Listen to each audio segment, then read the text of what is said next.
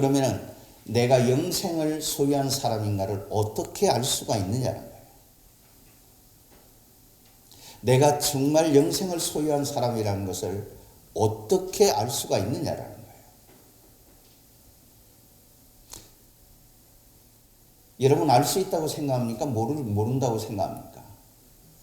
내가 정말 구원받은 하나님의 사람이고 내가 영원한 생명을 소유한 사람이고 내가 부활을 확신하는 사람인가를 내가 어떻게 알 수가 있느냐는 거예요.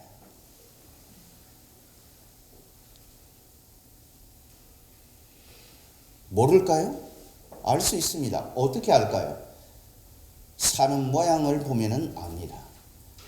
사는 모양새를 보면은 압니다. 말하고 행동하는 것을 보면 압니다. 정말 부활을 소유한 사람들은 세상에 매이지 않습니다. 세상으로부터 자유한 인생을 삽니다.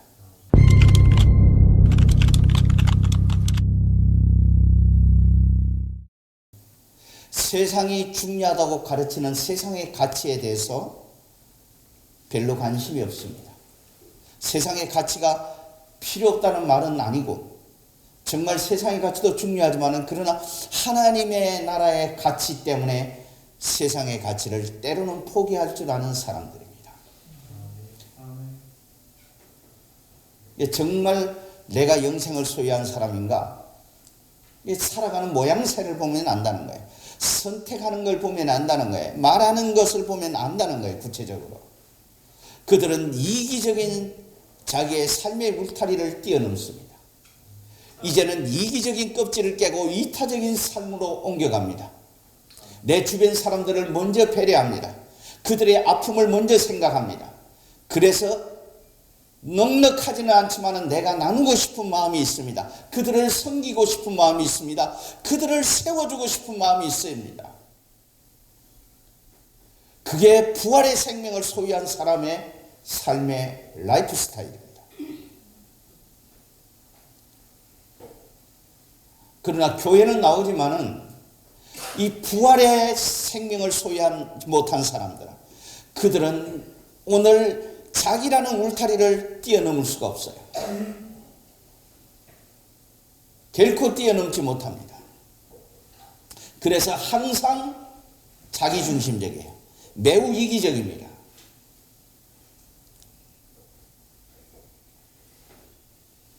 자, 오늘 여러분은 어떻게 살아간다고 생각합니까?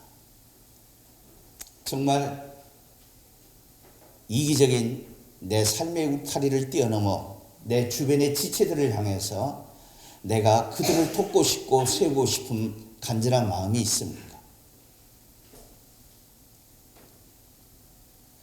부활을 소유한 사람은 바로 그런 유행의 인생을 살아갑니다. 여러분 생각해 보시오. 지극히 상식적인 거 아닙니까?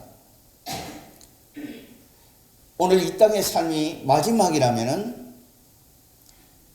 아그닥닥 어떻게 하면은 내가 돈을 많이 소유할 수 있을까? 밤낮 묵상하는 게 돈이에요. 교회를 와서도 믿음이 좋은 사람들을 갖다가 롤 모델로 선정하는 것이 아니라 돈 좀 많이 가져 있는 그 사람을 그렇게 부러워합니다. 그 사람의 생각을 지배하고 있는 것은 돈이에요. 주야로 돈만 묵상합니다. 그래서 하나님의 나라는 온데간데가 없어요. 오로지 기도하라는 현실적인 문제에 매몰됩니다. 나를 구원하신 하나님, 나를 구원하기 위해서 십자가에 달려 죽으신 하나님, 그 예수 그리스도, 그분에 대해서는 생각조차 안중에도 없습니다. 오로지 돈 하고 돈을 따라다닙니다. 그러니 다른 사람의 아픔에 눈을 감아버리는 거예요. 불행한 사실은 그런 유행의 사람들이 오늘 한국교회 70% 이상 주류를 이루고 있다는 사실이에요. 그러다 보니까 우리의 영향력은 세상에 나가서 자연적으로 줄어들 수밖에 없고 힘을 상실할 수밖에 없고 교회 힘도 상실할 수밖에 없습니다.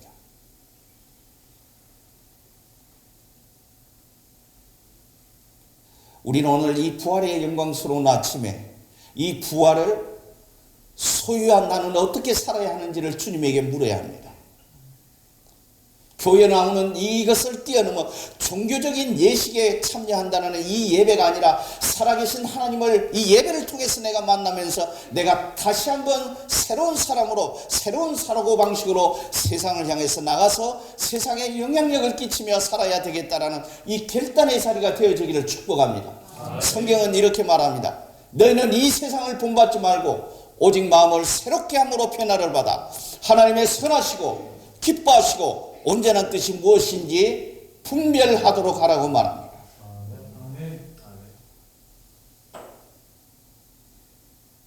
그래서 정말 예수 만난 사람들은 긍휼한 마음이 있어요.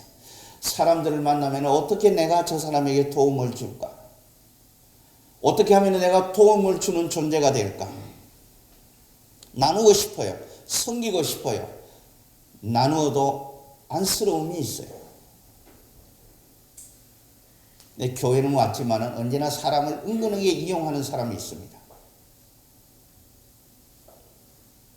이용의 가치가 없으면 닫아버립니다. 지금 우리 주변에는 그런 사람들이 널려 있다는 사실이에요. 그래도 입은 살아서 나가서 예수 이야기합니다. 예수 믿는다고 말합니다.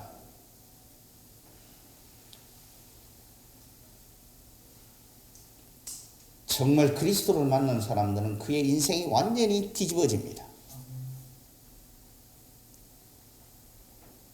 그래서 예전에 좋아했던 것이 이제는 싫어지는 거예요.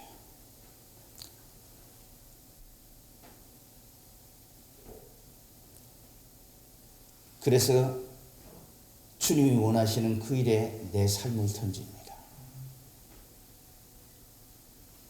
당신에게는 그런 인생의 터닝 포인트가 있으셨느냐 말이에요. 교회 오는 거 말고 내 인생의 터닝 포인트가 있으냐 말이에요. 정말 예수 만난 사람은 다릅니다. 사는 모양새가 다릅니다.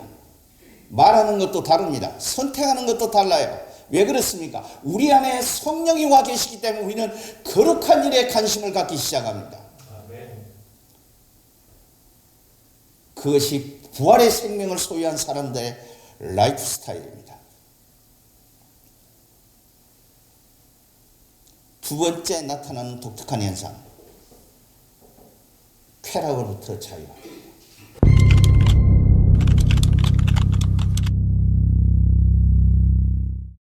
여러분, 2, 3일 전 뉴스에 코로나 바이러스에 감염된 여종업원, 술집에서 일하는 여종업원이다. 그런데 중요한 것은 그곳에 하루에 500명이 다녀간대요. 밀실룸에서. 소름 끼치는 일 아닙니까?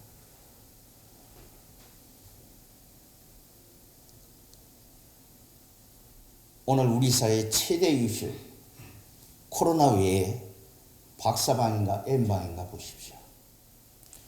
거기에 팔로우가 26만 명이랍니다. 여러분, 거기에는 자칭 그리스도인이라고 말하는 사람이 없을까요? 정말 없다고 생각하십니까? 정말 없을까요?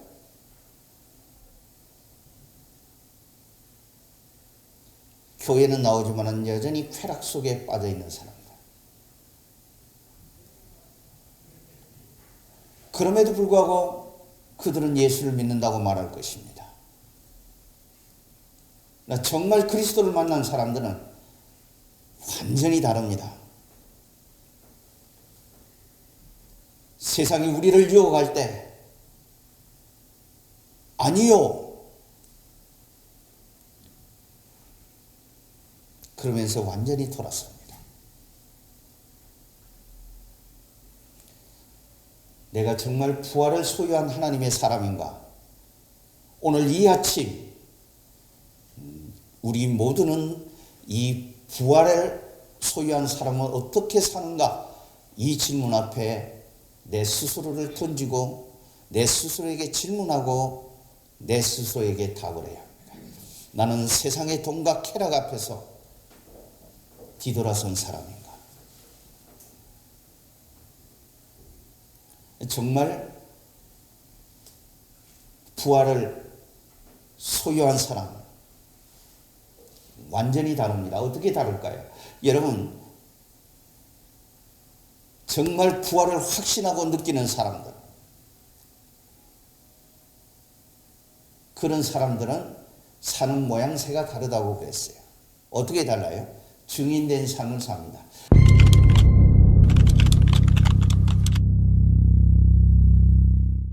여러분, 사도행전 4장에 보면은 베드로가 예수님의 마지막 가는 그 길에서 부인하고 도망갔어요. 그런데 부활하신 그리스도를 만나고 나서 이렇게 말합니다. 예수 그리스도는 살아나셨습니다. 주님은 부활하셨습니다. 이걸 외치고 다니니까 이 사회가 요동하기 시작했습니다. 그러자 대제사장과 관리들과 장로들이 대책을 수기하면서 베드로를 옥에 가두자. 그리고 마침내 베드로에게 가서 이렇게 말합니다. 그리스도는 부활했다는 사실을 절대 말하지 말라. 위협합니다. 그럼에도 불구하고 그 두려움 때문에 부인했던 베드로가 부활하신 그리스도를 만나고 나서 자기들을 위협하는 그 위협의 현장 한복판에서 그는 이렇게 말합니다. 내가 너희들의 말을 듣는 것보다 하나님의 말씀을 듣는 것이 더 낫지 않겠느냐. 너희 스스로 한번 생각해 보라. 나는 보고 들은 것을 말하지 않을 수가 없다. 두려워하지 않는 거예요. 왜 그렇습니까? 조금 전만 하더라도 두려워서 나는 예수가 누군지 도대체 모른다고 3번씩이나 부인했던 베드로가 그 감옥 가운데 한복판에서 제사장들과 장로들과 서기관들의 그 위협에도 불구하고 아니다. 내가 너희들의 말을 듣는 것이 나은가? 아니면은 하나님의 말씀을 듣고 행하는 것이 낫는가? 너 스스로 한번 생각해 보라. 나는 보고 들은 것을 말하지 않을 수가 없노라. 이렇게 그의 인생을 담대하게 바꿀 수 있었던 것은 그 비밀은 단 하나, 부활을 목격했고 부활의 생명을 소유했기 때문에 그는 어떤 위험 앞에서도 두려워하지 않았다는 거예요. 결국 기독교 역사는 그가 십자가에 거꾸로 달려서 순교했다고 말합니다. 여러분, 순교하는 사람들, 그 사람들이 어떻게 죽을 수가 있겠습니까? 답은 하나입니다. 부활을 확신하기 때문에 죽을 수가 있는 겁니다. 만약 부활을 확신하지 못한다면 여러분 그 죽음은 개죽음이라서 죽으려고 하지 않을 거예요. 근데 정말 부활을 확신하는 사람들, 이것이 내 삶의 끝이 아니라 우리는 다시 영광스러운 무덤 저 건너편 영원한 부활을 우리는 믿고 있기 때문에 그 죽음의 위기 앞에서도 자기의 신앙 고백은 흔들리지 않았다는 거예요. 중요한 것은 내가 여러분에게 묻고 싶어요. 당신은 정말 영원한 생명, 영원히 죽지 않은 영원한 생명, 죽었다가 다시 살아나는 부활의 생명을 정말 소유한 사람입니까? 여러분 반드시 기억하십시오. 수많은 가설들이 있지만은 그 가설을 뒤집을 수가 없어요. 그것이 성경의 증언입니다. 사도행전 1장에 보면은 1장에서 부활하자마자 40일 동안 이 땅에 계시면서 하나님의 나라의 일을 말씀하셨다고 말합니다. 고린도전서 15장에 보면 500여 형제들이 500명이 순식간에 한 번에 그대로 눈으로 목도했다고 말합니다. 제자들은 물론 봤을 뿐만 아니라 500여 형제들이 동시에 일시적으로 확인했다고 말합니다. 만약에 이것이 거짓이라면은 여러분 어떻게 이 말씀이 지금 여기까지 우리에게 전달되었을까요? 그 당시 부활을 부인하기 위해서 도적설이라고 퍼뜨렸던 그 시대 사람들이 그대로 살아있고, 그리고 부활을 믿는 사람마다 죽임을 당하는 그 시대의 그 위험한 상황 한복판에서 이것은 불온서적으로 매도되어서 싹 없어져야 함에도 불구하고 500여 형제가 동시에 봤기 때문에 대부분이 살아있다고 말했습니다. 그 사람들의 증언이 있었다고 말합니다. 여러분, 부활은 이론이 아닙니다. 부활은 실체의 사건입니다. 여러분, 이 부활의 생명을 가지고 여러분 어떤 어려움이 오더라도 여러분 신앙의 삶을 살아갈 수 있게 되기를 축복합니다. 코로나 바이러스가 아무리 우리의 삶을 위협한다 할지라도 두려워하지 마시고, 오늘 이 부활의 생명이 단순히 내 삶의 죽음과 부활을 가르는 것이 아니라 우리의 삶의 모든 영역에서 이 부활의 생명이 다시 회복되는, 그래서 아름다운 간증으로 여러분의 삶이 다시 새롭게 부활하는 그런 복된 부활주일이 되어지기를 축복합니다. 기도하겠습니다.